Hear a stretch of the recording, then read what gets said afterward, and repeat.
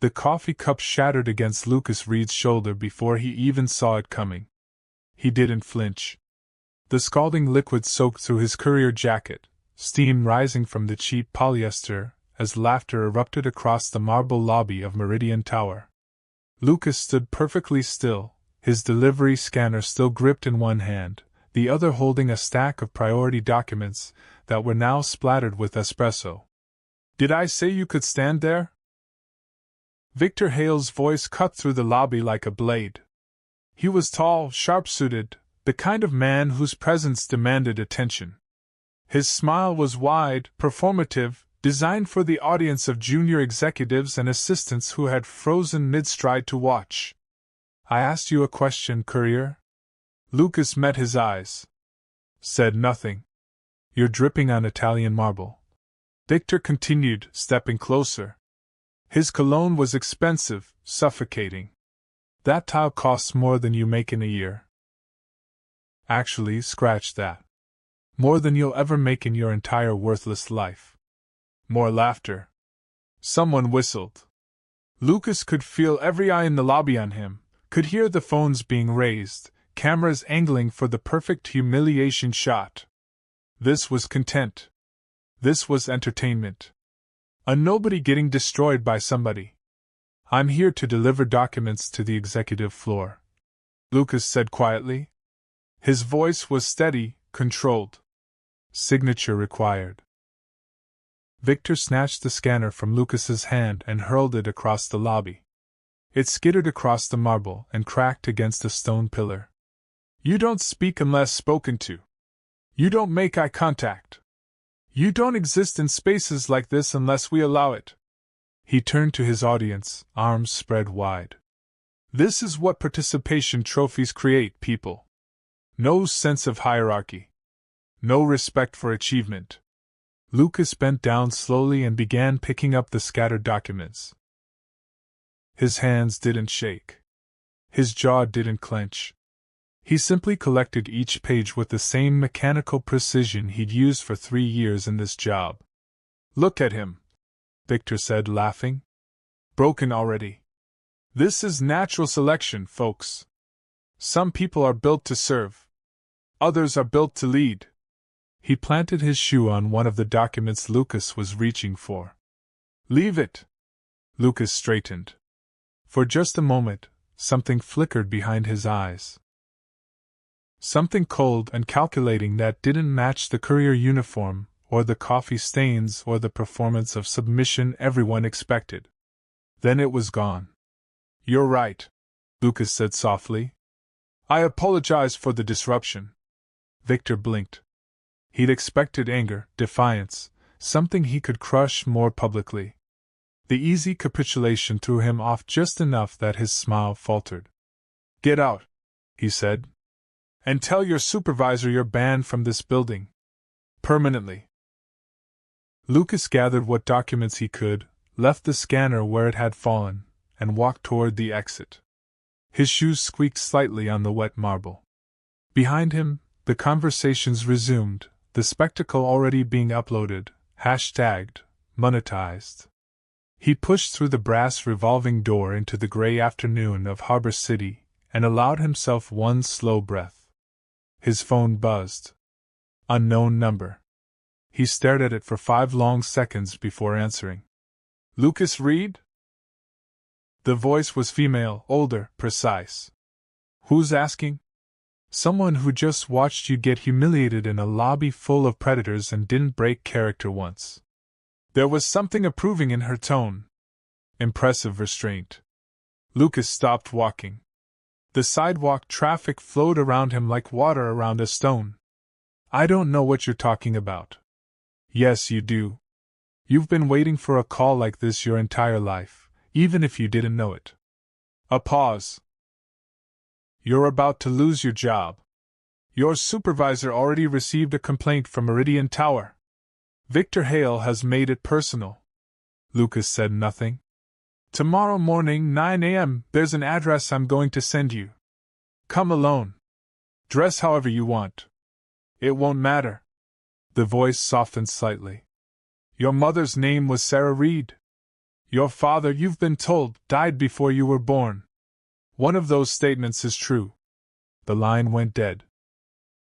Lucas stood there, phone still pressed to his ear, as the city moved around him. Across the street, a digital billboard cycled through luxury watches, European cars, investment firms promising generational wealth. Everything he'd never touch. Everything that existed in a reality separated from his by an invisible, unbreakable wall. His phone buzzed again. A text. Just an address. North Crest Bay. The kind of neighborhood that didn't appear on public transit maps. He pocketed the phone and started walking. By the time he reached his apartment in the South Side, the video had already gone viral. Entitled "Courier Gets Reality Check," had 40,000 views. The comments were exactly what he expected. Lots of laughing emojis. Lots of agreement that people needed to know their place. A few sympathetic voices drowned out by the majority who saw the world exactly as Victor Hale did, hierarchical, brutal, deserved. Lucas set his phone face down on the kitchen counter and opened his refrigerator. Half a carton of milk. Leftover rice. 3 eggs. He calculated rent, utilities, the groceries he couldn't afford this week, the dental appointment he'd been postponing for 6 months. The math didn't work. It never worked. He sat down at the small table that doubled as his desk, his dining area, his everything, and stared at the wall. No pictures. No decorations. Nothing that suggested permanence, or identity, or hope. Just white paint and silence. His phone buzzed a third time. This message wasn't from the unknown number.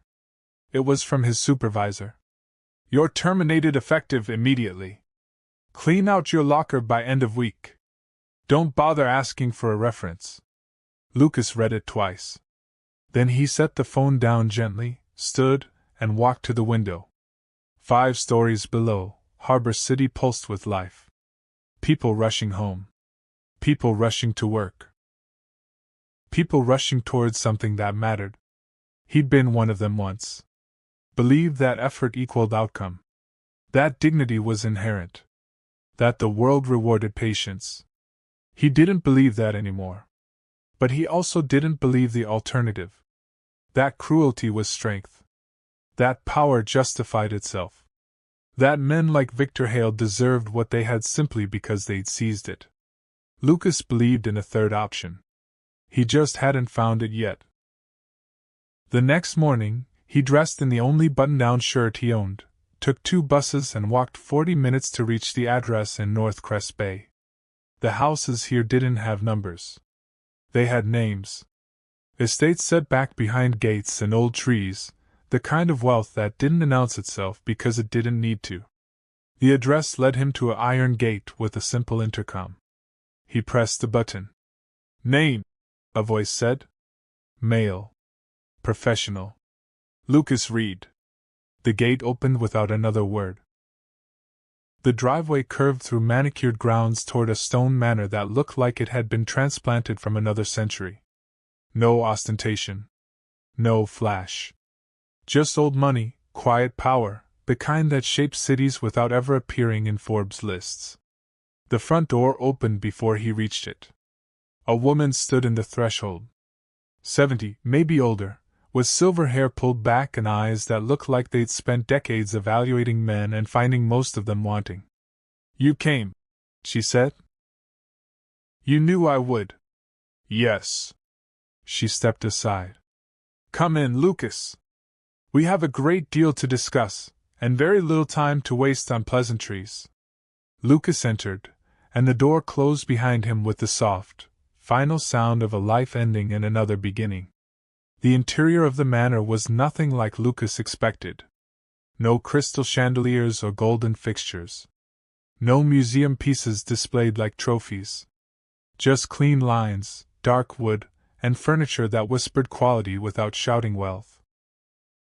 The kind of space designed for people who never needed to prove anything. Eleanor Reed led him through a hallway lined with photographs. Lucas caught glimpses as they walked. black and white images of Harbor City from decades ago. Construction sites. Ribbon cuttings. Handshakes between men in suits standing before buildings that now defined the skyline. She stopped at a set of double doors, turned, and studied him with an intensity that made him feel like a specimen under glass. "Before we go further," she said, "I need to know something. Yesterday, in that lobby, when Victor Hale humiliated you in front of all those people, what did you feel?" Lucas considered the question. "Nothing." "Liar." Her eyes narrowed. "Try again." "Anger." "Closer." "But still incomplete." Lucas met her gaze. "I felt like I was watching it happen to someone else.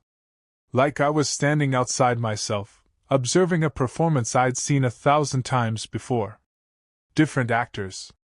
Same script." Eleanor's expression shifted. Something that might have been satisfaction.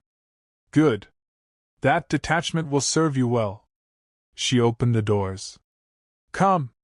The room beyond was an office, but calling it that felt insufficient.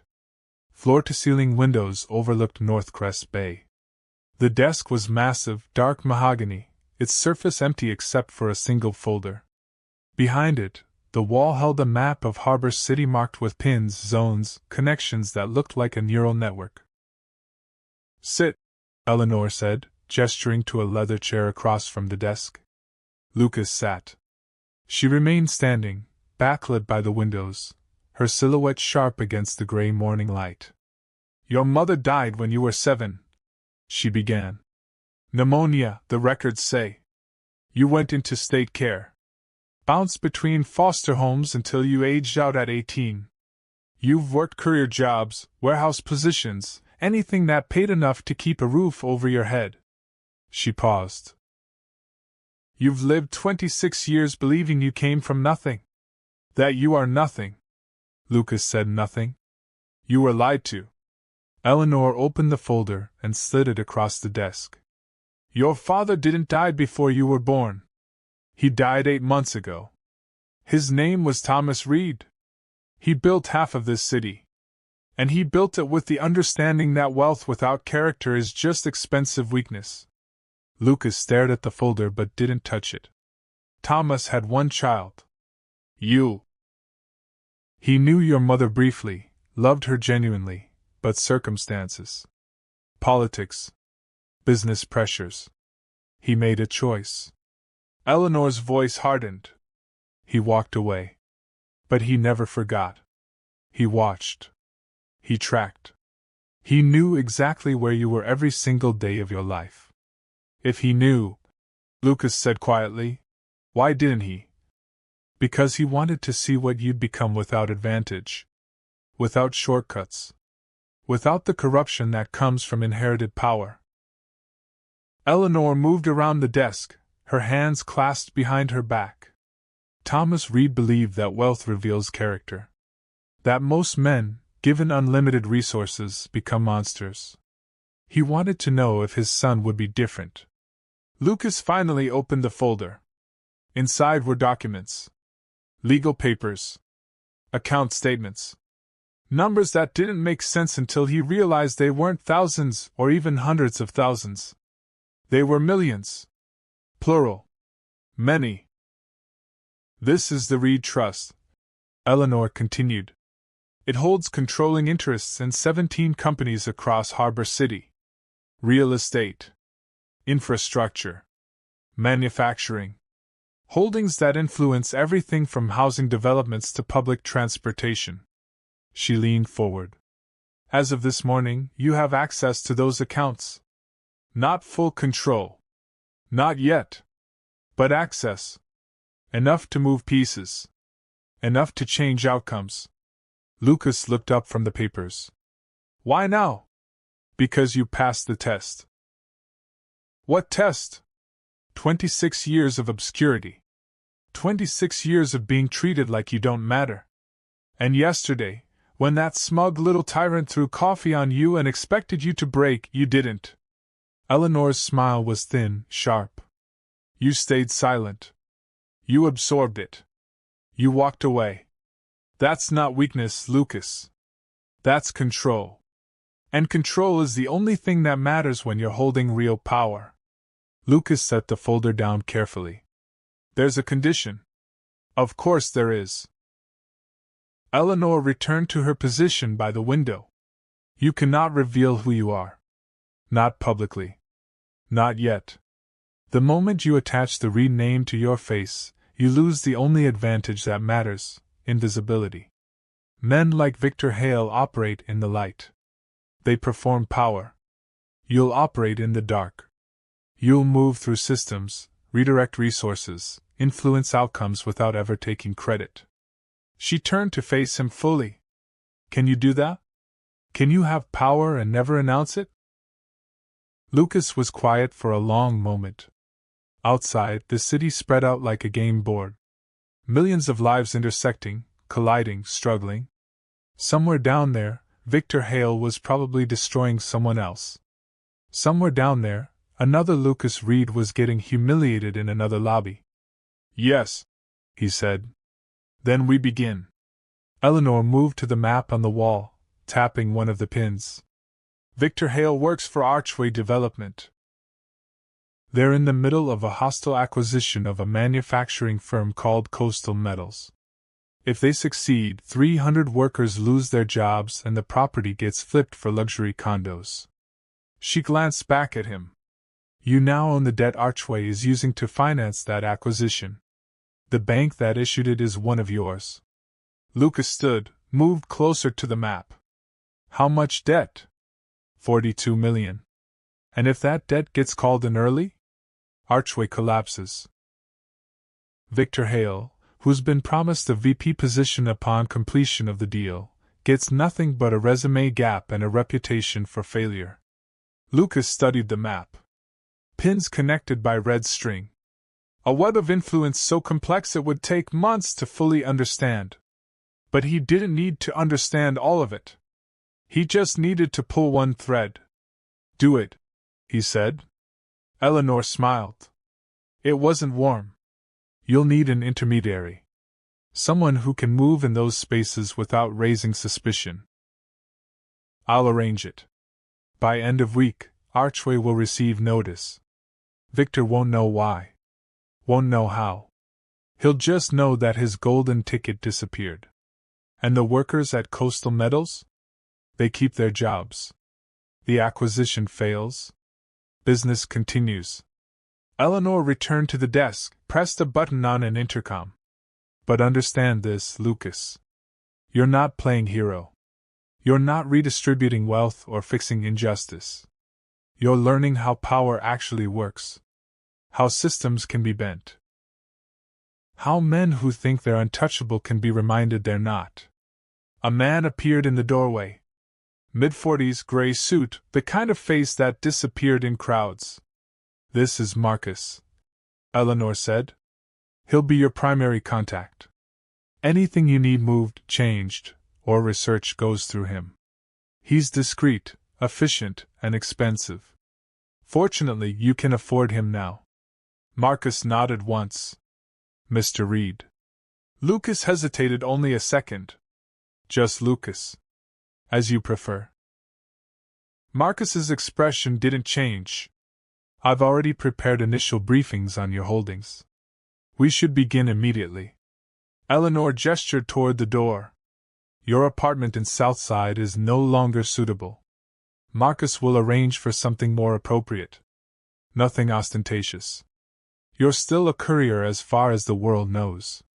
But you need space to work, to think, to plan. Lucas looked back at the folder on the desk. At the numbers that represented a life he'd never imagined. A weapon he never asked for. What happens when people start noticing? He asked. When things change and they look for who's responsible. Eleanor's smile returned. That's the beauty of true power, Lucas. No one looks for ghosts. They look for kings. And you're going to be something much more dangerous. She moved toward the door, paused. You're going to be the tide.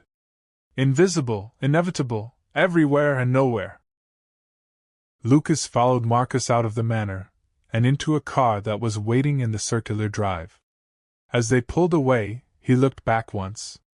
Eleanor stood in the doorway, watching, a silhouette framed by old money and older secrets. The car was silent except for the hum of the engine. Marcus drove with practiced efficiency, navigating the winding roads of Northcrest Bay toward the highways that led back into the city. "You have questions?"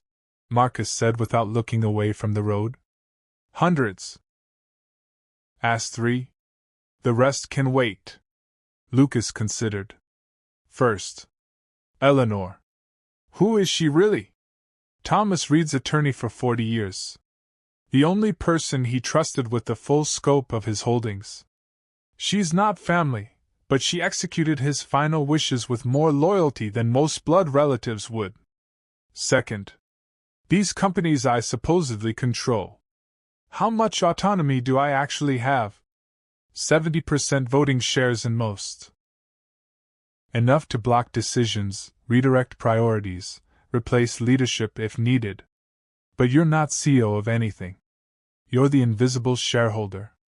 The veto vote. The hand that tips the scales." Marcus turned onto the highway. "You can't micromanage. You adjust trajectories." Third, Lucas watched the city approach through the windshield. What did Thomas Reed want? Really? Marcus was quiet for several seconds. When he spoke, his voice carried something that might have been respect. He wanted to know if money would corrupt you. If power would reveal your true character or destroy it. He built this test over 26 years, Lucas. He could have given you everything at birth. Instead, he gave you nothing and watched to see what you'd become. Marcus glanced over briefly. You survived poverty without becoming cruel. That's rare. Rare enough to inherit an empire. The car exited into Harbor City proper. Familiar streets. Familiar buildings. Everything exactly the same as yesterday. Except Lucas Reed was no longer the man who'd walked these sidewalks. He was something else now. Something patient. Something dangerous. "Where are we going?" he asked. Marcus pulled up to a modern apartment building in the Arts District. Not luxury, but respectable. The kind of place a successful freelancer might live. Unremarkable. Invisible. "Your new base of operations," Marcus said. "Top floor. Already furnished. Tech is installed. Secure lines. Everything you need to work without leaving a trace." Lucas stepped out of the car. The building looked ordinary. Perfect. "One more thing," Marcus said through the open window. "Victor Hale doesn't know it yet, but his world just started shrinking. By Monday, he'll feel it. By end of month, he'll be desperate." "Good," Lucas said. Marcus nodded and drove away. Lucas stood on the sidewalk, hands in his pockets, and looked up at the building that was now his. Around him, the city moved with its usual chaos. No one noticed him. No one ever did. He liked it that way. The apartment was exactly what Marcus promised. Clean, functional, anonymous. Floor-to-ceiling windows overlooked the Arts District without being ostentatious. The furniture was quality without personality. A laptop sat on the dining table, already configured, a single sticky note attached to the screen. "Password is your mother's birthday. You know which one I mean. Lucas peeled off the note and logged in.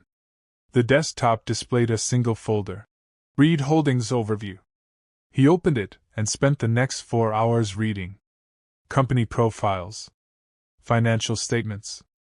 Organizational charts with names he'd seen in business journals, on billboards, in city council meetings broadcast on public access television at 3 in the morning. He owned pieces of all of it. Not flashy pieces. Not the kind that came with magazine covers or speaking engagements. He owned the infrastructure. The debt. The voting shares that determined whether projects lived or died. He was the foundation everyone built on without knowing it existed. By midnight, His eyes burned and his mind felt like it had been reconstructed. He closed the laptop and stood at the window, looking down at the street where a few late-night pedestrians moved like ghosts through pools of street light. His phone buzzed. Marcus. Archway Development received the debt notice 3 hours ago. Their CFO is currently in an emergency board meeting. It's not going well. Lucas didn't respond immediately. Somewhere across the city, Victor Hale was probably just hearing the news. Probably being told that the deal he'd built his next career move around was imploding for reasons no one could explain. How long until they connect it to anything? Lucas asked. They won't. The debt was purchased through 2 shell companies and a Cayman holding firm. It looks like routine portfolio restructuring by the bank. Happens every day.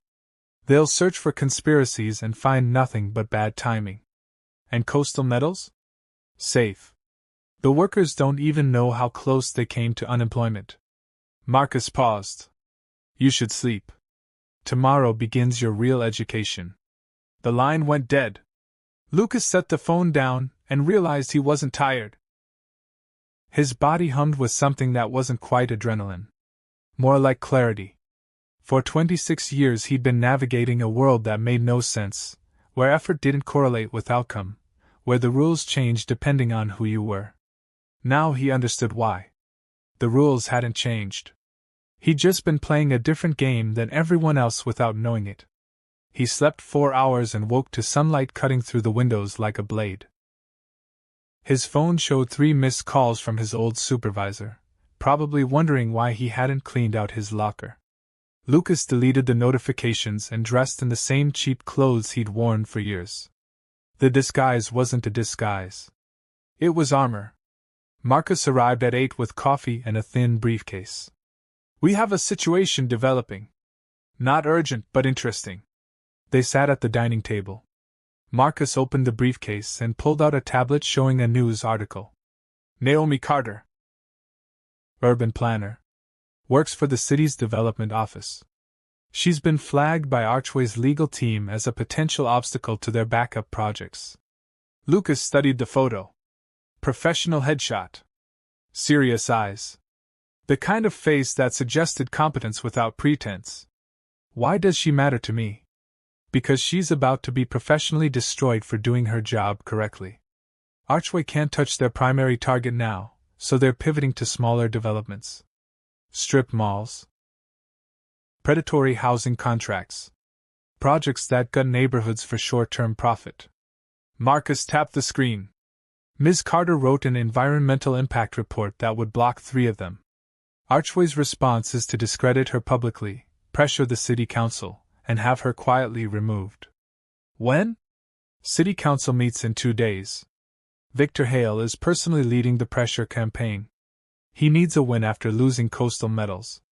Lucas read the article again. Naomi Carter had worked for the city for 6 years. Clean record. Multiple commendations. Graduate degree from a state school, not an Ivy, which meant she'd earned everything through actual work. The article mentioned she lived in Riverside, one of the neighborhoods Archway wanted to redevelop into luxury units no current resident could afford. What can we do? Marcus smiled slightly. Wrong question. Ask what you want to happen. Lucas thought about it. She keeps her job. Her report gets approved. Archway's projects die quietly.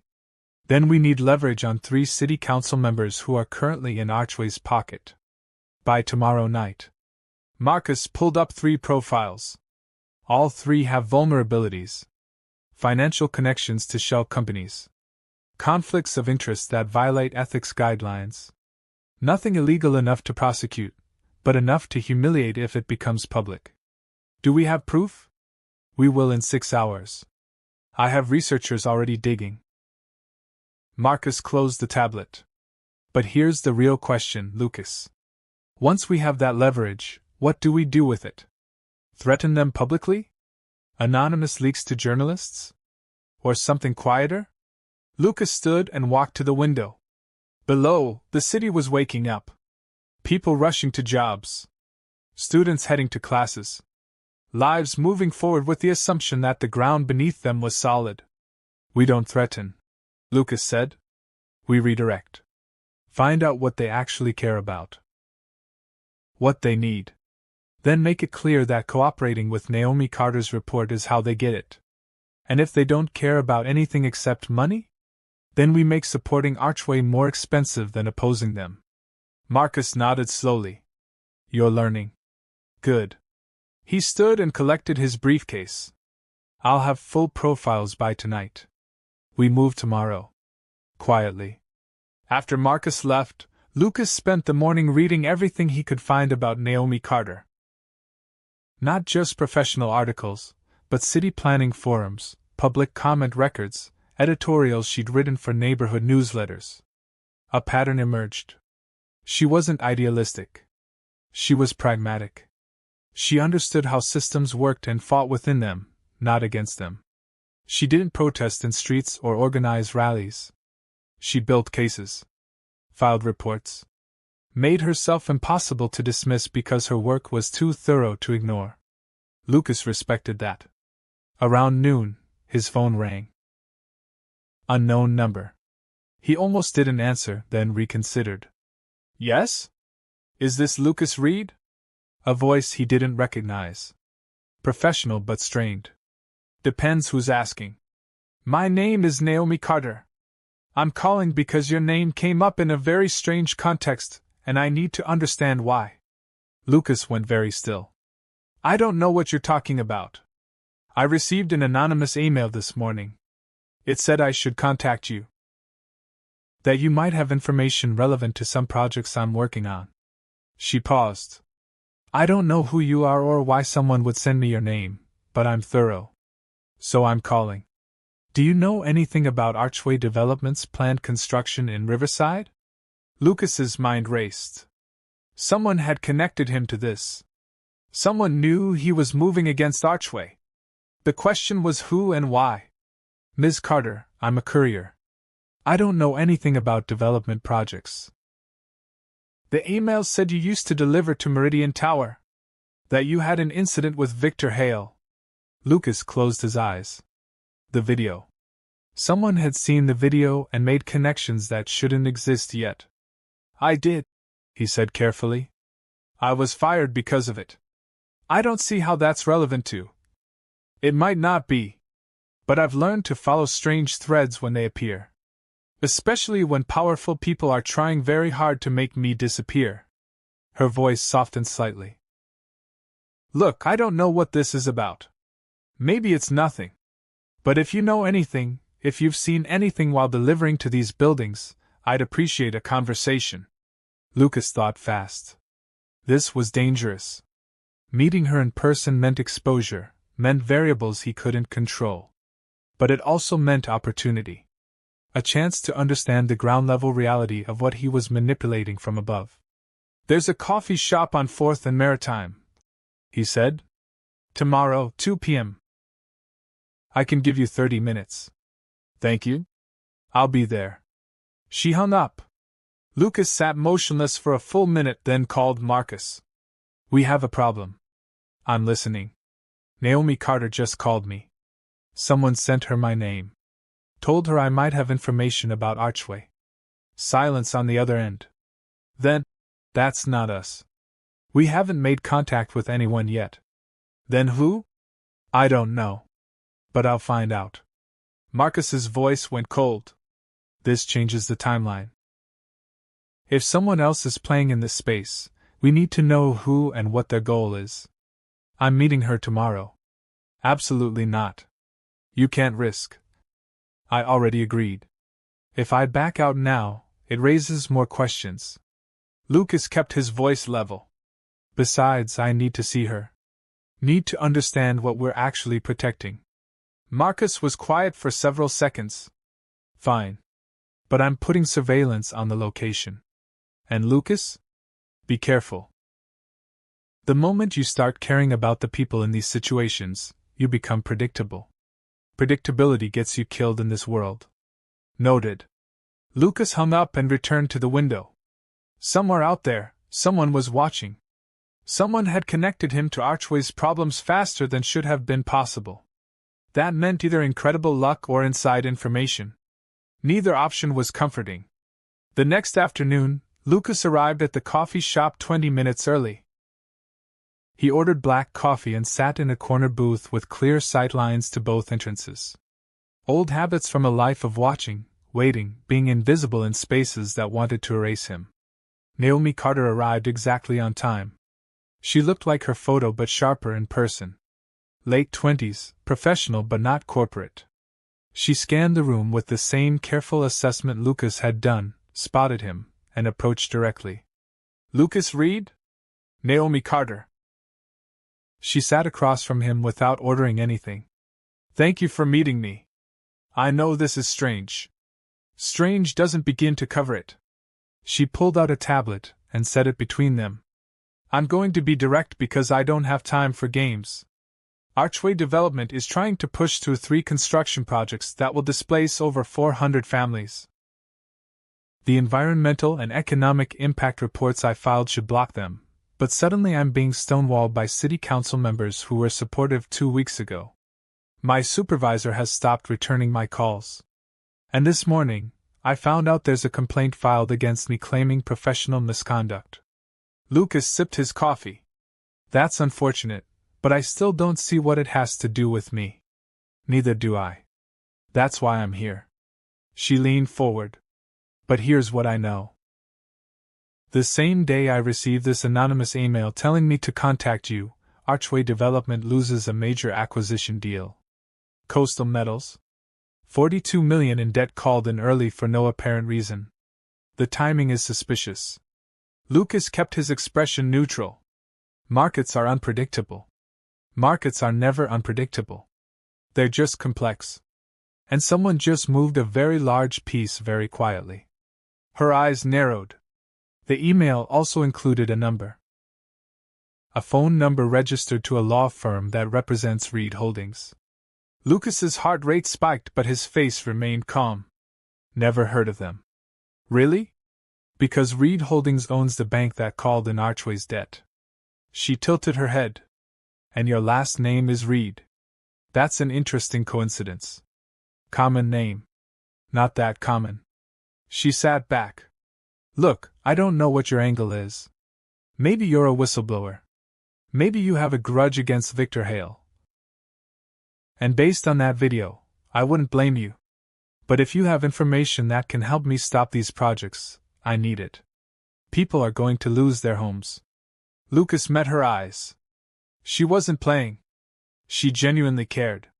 That made her either extraordinarily naive or extraordinarily brave. Possibly both. "I can't help you," he said quietly. "I'm nobody. I deliver packages. That's all." Naomi studied him for a long moment. Then she stood. "Fine. But if you change your mind, you have my number." She paused. "And for what it's worth, I think you're lying. I think you know exactly what's happening. I just can't figure out why you'd care."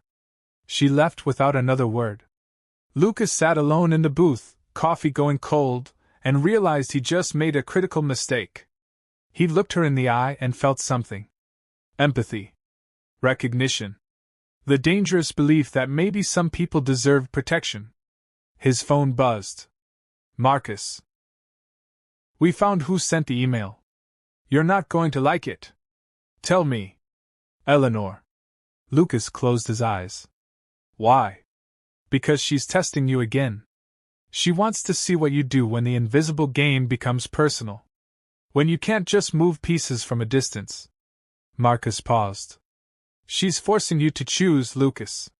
Stay hidden and watch Naomi Carter get destroyed. Or step out of the shadows and risk everything." Lucas ended the call and sat in the empty coffee shop, surrounded by the ambient noise of a world that had no idea how much power had just shifted. The question wasn't whether he could help Naomi Carter. The question was whether he was willing to become visible to do it. Lucas didn't go back to the apartment. He walked miles through Harbor City, past the financial district where glass towers reflected clouds like mirrors, through Riverside where chain-link fences separated crumbling row houses from empty lots marked for development, into the industrial zone where shipping containers stacked like children's blocks and the air tasted like salt and diesel. He walked until his legs burned and his mind cleared. Eleanor had set this up. Put Naomi Carter directly in his path, forced a collision between the invisible power he was supposed to wield and the human cost of staying hidden. It was elegant. Ruthless. Exactly the kind of test Thomas Reed would have designed. By the time Lucas returned to the arts district, the sun was setting and he made his decision. He called Marcus. "The city council meeting is tomorrow night. I want full surveillance. Audio, video, everything. And I want the leverage files on those 3 council members delivered to me in 2 hours. You're moving forward?" "Yes. Even though it increases your exposure?" "Especially because of that." Lucas entered his building and took the elevator to the top floor.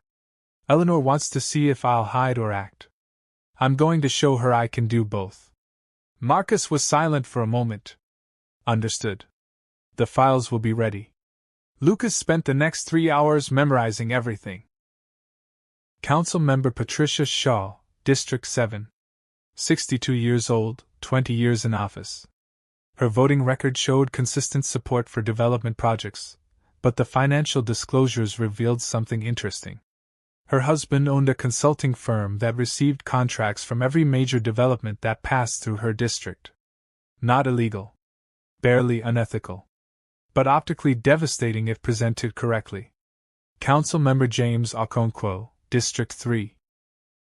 47, former businessman, 8 years in office. His vulnerability was simpler. He'd taken campaign contributions from a shell company that traced back to Archway development through 3 layers of corporate structure. Again, not quite illegal. But enough to raise questions about independence. Council Member Linda Mercer, District 9. 55, career politician, 15 years in office. Her weakness was the most straightforward. Her daughter worked for an architecture firm that designed exclusively for Archway projects. Family connection. Conflict of interest. The kind of thing that ended careers when it became public. Lucas didn't need to destroy them. He just needed them to understand that someone was watching. Someone who knew. Someone who could make their carefully constructed political careers very uncomfortable. His phone rang at 10 p.m. Eleanor. "You're moving on Naomi Carter's behalf," she said without preamble. "You knew I would. That's why you set it up." "I suspected. I didn't know." Her voice carried something that might have been approval. "Tell me why." Lucas looked out at the city lights. "Because letting Victor Hale destroy her would be the same as throwing that coffee cup myself. Because power that only protects itself isn't power. It's just theft." "Careful, Lucas. That sounds dangerously close to ideology." "Ideology makes you predictable. Maybe. Or maybe it makes me different than the others you've watched fail this test." Eleanor laughed softly.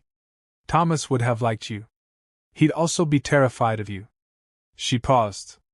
"The council meeting is at 7 tomorrow evening. You have 18 hours to prepare. Don't waste them on philosophy."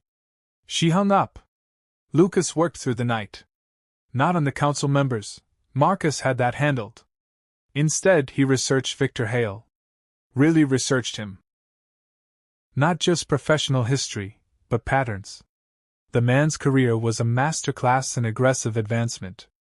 Every position he'd held, he'd entered by undermining his predecessor. Every promotion came after he manufactured a crisis only he could solve. He wasn't talented. He was strategic. He understood that in corporate culture, the appearance of competence mattered more than actual competence. But there was something else in Victor's history. A gap. 3 months between his last position at a regional firm and his hiring at Archway Development. Lucas dug deeper. Found a sealed arbitration case. A harassment complaint from a junior employee that had been quietly settled. That was the leverage that mattered. Not the current situation. The past Victor thought he'd buried.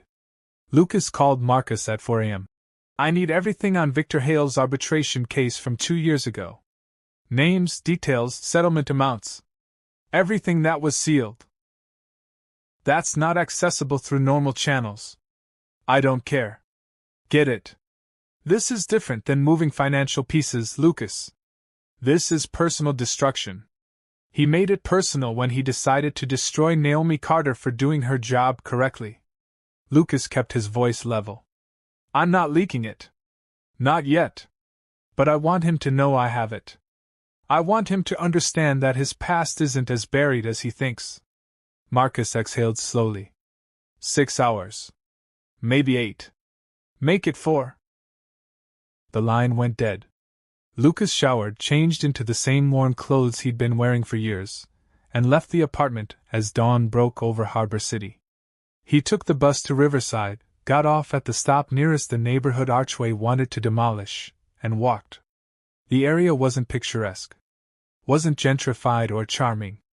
It was working-class survival. Corner stores with bars on the windows. Apartment buildings that needed paint.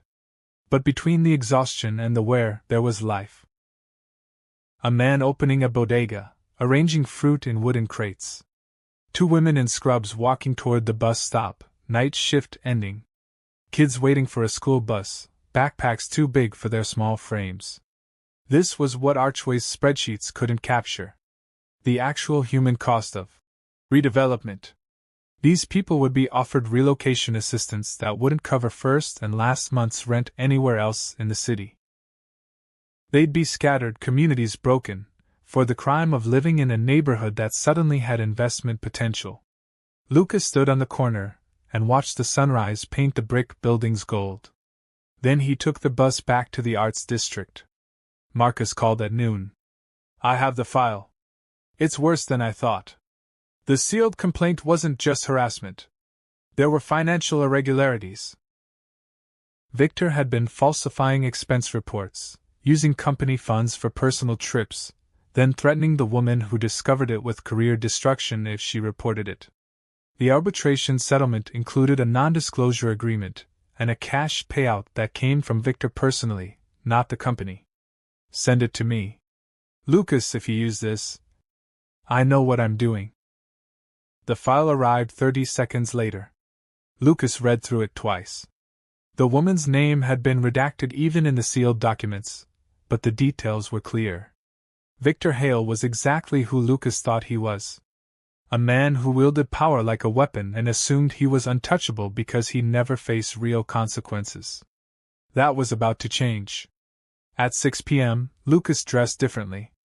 Not expensive, but cleaner. Business casual. The kind of outfit that said concerned citizen, rather than courier. He took a rideshare to City Hall and entered through the public access doors. The council chambers were half full. Mostly older residents, a few activists with handmade signs, some journalists looking bored. Lucas took a seat in the back row and watched as people filtered in. Naomi Carter arrived at 6:30. She wore a dark suit and carried a leather folder. Her expression was controlled, but Lucas could see the tension in her shoulders. She was preparing for a fight she thought she'd already lost. Victor Hale entered at 6:45. He wasn't alone. 3 other executives from Archway flanked him, all sharp suits and confidence. They took seats in the front row, directly facing the council members. A show of force. The meeting began at 7 exactly. Procedural business first. Budget approvals. Zoning variance requests. The audience slowly deflated, attention spans dissolving under bureaucratic monotony. Then they reached the agenda item that mattered. Discussion and vote on Environmental Impact Report EIR 2024-187, Riverside Development Projects. Naomi stood and approached the speaker's podium. Council members, thank you for your time. As you've reviewed in my report, the proposed developments would. Point of order. Victor Hale stood, didn't wait to be recognized. Council members, before we waste time on this report, I think it's important to address some concerns about Ms. Carter's impartiality and professional conduct. Naomi's jaw tightened. That's not appropriate during. I have documentation. Victor continued, pulling papers from his briefcase with theatrical precision, showing that Ms. Carter has personal connections to activist organizations opposed to development in Riverside. This represents a clear conflict of interest that invalidates her entire report. The council members shifted uncomfortably. Patricia Shaw leaned forward. Mr. Hale, that's a serious accusation. It's also completely false, Naomi said, her voice sharp. I have no connections to any activist organizations. This is a transparent attempt to. Let's take a 10-minute recess, Council President Shaw said quickly. Give everyone time to review Mr. Hale's documentation. Lucas watched the room fracture into anxious conversations. Naomi stood alone at the podium, visibly fighting to maintain composure. Victor Hale smiled, shaking hands with his executives like the matter was already settled. Lucas pulled out his phone and sent 3 text messages. First, to Council Member Shaw. Your husband's consulting contracts are public record. So are the projects he's profited from. Would be unfortunate if a journalist started connecting those dots publicly. Vote to approve Carter's report. Second, to Council Member Okonkwo. Campaign Finance Disclosure Form C-24 is missing disclosure of contributions from Archway-connected entities. Federal violation. Could trigger audit. Or you could vote to approve Carter's report, and I forget I noticed. Third, to Council Member Mercer. Your daughter's firm has received $2.3 million in contracts from Archway Development, while you've voted on their projects. Ethics investigation would be embarrassing. Vote to approve Carter's report. This conversation never happened. Lucas sent the messages from a burner phone Marcus had provided. Untraceable. Anonymous. Effective. Then he sent a 4th message. This one to Victor Hale's personal cell. Arbitration Case AX 2022-4478. Financial irregularities. NDA. You remember? I have the unsealed file.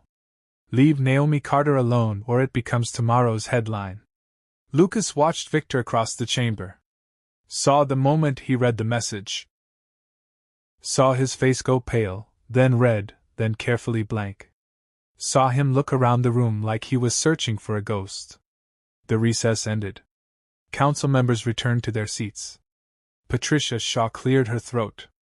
After reviewing Mr. Hale's documentation, I find it insufficient to question Ms. Carter's professional integrity. I move that we proceed with discussion and vote on the environmental impact report as submitted. Victor stood quickly. Council Member Shaw, with all respect, Archway Development has significant concerns. Your concerns are noted, Mr. Hale.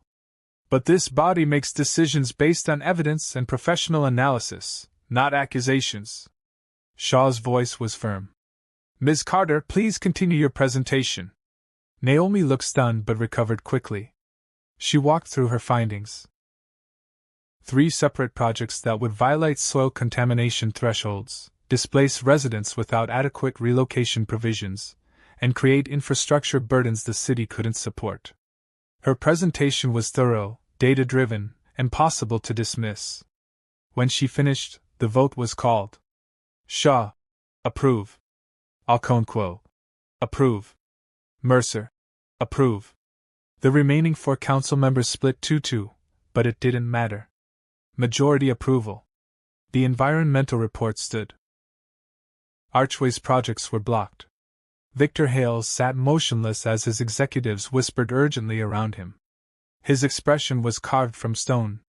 Naomi gathered her materials with shaking hands. Relief and confusion warring across her face. Lucas stood and slipped out of the chambers before anyone noticed him. He walked 3 blocks before allowing himself to breathe normally. His phone buzzed. Marcus. Impressive. Surgical. 3 council members fell in line like dominoes. Victor Hale looks like he saw a ghost. A pause.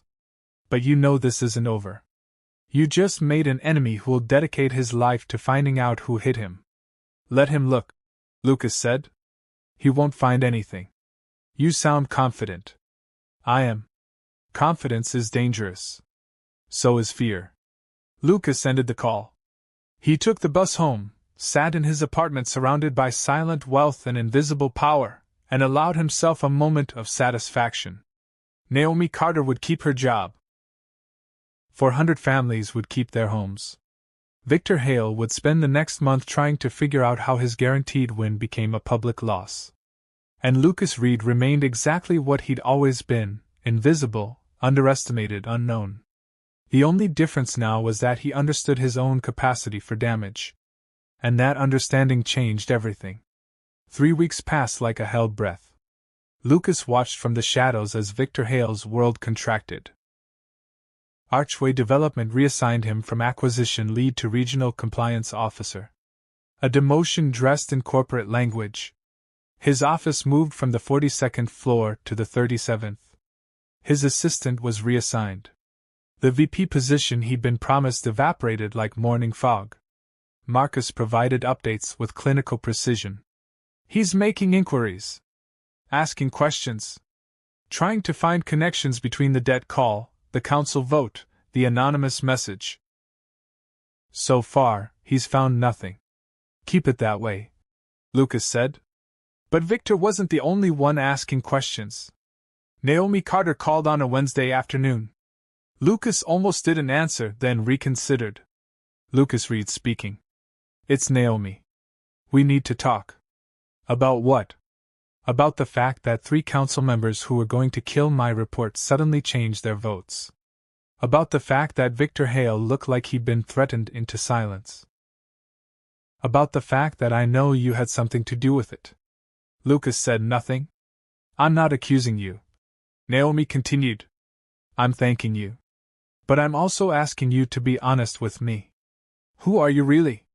Lucas stood at his window, looking down at the city that now felt like a game board he could read. I'm nobody. Just someone who believed you deserved better than what you were getting. Nobody doesn't move council votes. Nobody doesn't make Victor Hale back down. Her voice softened. Look, I don't know what resources you have or how you did it. But I'm not stupid. Something changed. Someone intervened. And the timing suggests it was you. Even if it was, Lucas said carefully, would knowing help? She was quiet for a long moment. Maybe not. But I don't like being in debt to ghosts. You're not in debt. You did the work. Your report was solid.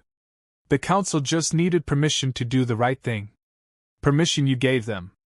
Lucas smiled slightly. If you say so. Will I see you again? The question hung between them. Lucas thought about Eleanor's warning. About staying invisible. About the cost of connection when you held real power. Probably, he said. Harbor City isn't that big. Good. Naomi paused. And Lucas? Whoever you really are, whatever you really did. Thank you. 400 families still have homes because of it. She hung up. Lucas set the phone down and realized he was tired. Not physically. Deeper than that.